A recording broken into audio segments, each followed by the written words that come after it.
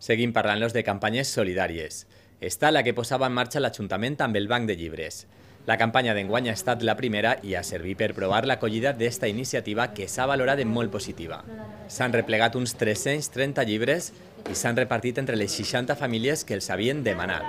Els més sol·licitats han estat els de tercer de l'ESO, que coincideixen amb el curs més car. Des de l'Ajuntament consideren que les xifres són bones i més atenent a que enguany moltes famílies havien avançat la compra dels llibres i ja els tenien. Per tot això, l'any que ve s'avançarà la campanya de Banc de Llibres. Per a ser la primera vegada que hem obert el banc de llibres, estem contents. He pogut resoldre un poquet la papereta a 60 famílies que necessitaven d'aquests llibres. Evidentment, com tot és millorable, sí que tenim tot un curs per a pensar que l'any vinent només tinguem les llistes de tots els col·legis a obrir els plaços en juliol i agost.